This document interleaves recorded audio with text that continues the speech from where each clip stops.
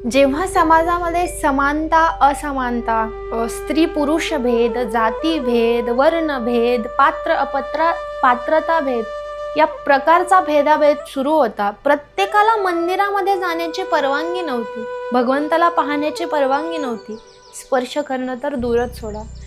तेव्हा संत श्रेष्ठ माऊली ज्ञानोबाराय यांनी वाळवंटामध्ये कीर्तन परंपरा सुरू केली, जिथे सगळ्यांना येण्याचा अधिकार आहे. स्त्री पुरुष लहान मोठा कोणत्याही जातीचा धर्माचा प्रत्येकाला तिथे येण्याचा अधिकार आहे. यारे यारे लहान थोर याती भरते नारी नर, न करावा विचार चिंता कोणाची.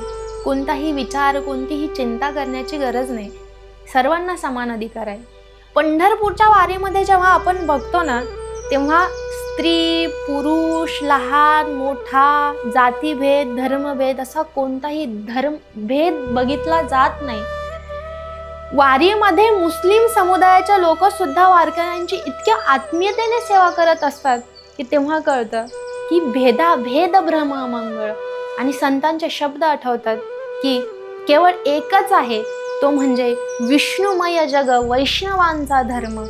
जिथे माणूस होण्याचा प्रवास आहे, जिथे समानतेचा प्रवास आहे, जिथे खऱ्या अर्थाने मनुष्याच्या मनाचं प्रबोधन घडतं, ती पंढरपूरची वारी आहे.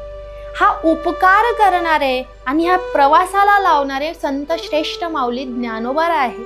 माऊली ज्ञानोबारायांनी जर वाळवंटामध्ये ही परंपरा सुरू केली नसती तर आजही ती असमानता, आजही तो भेद आपल्याला पाहायला मिळाला असतो. म्हणून माऊली ज्ञानोबारायांचे आपल्या मनुष्य जातीवर फार मोठे उपकार आहेत. ज्यांना समाजाकडून नेहमी अन्याय आणि विपरीत पद्धतीने वागणूक भेटली, ज्यांना नेहमी दुखावलं गेलं, ज्यांच्या हृदयावर नेहमी टोचण्या दिल्या गेल्या, त्यांनी या समाजाला केवळ आणि केवळ प्रेमच प्रदान केलं. या मनुष्य जातीसाठी त्यांनी ग्रंथ लिहून ठेवले. या मनुष्याचा कळवळा ज्यांच्या हृदयामध्ये आहेत, ते माऊली ज्ञानोबाराय पृथ्वी सोडून आजही कुठे गेले नाहीत. ते संजीवन समाधीमध्ये आजही स्थित आहेत. म्हणून वारीची ही परंपरा सुरू करणारे, वारकरी संप्रदायाची वाळवंटामध्ये कीर्तन परंपरा सुरू करणारे माऊली ज्ञानोबाराय का मोठे आहेत?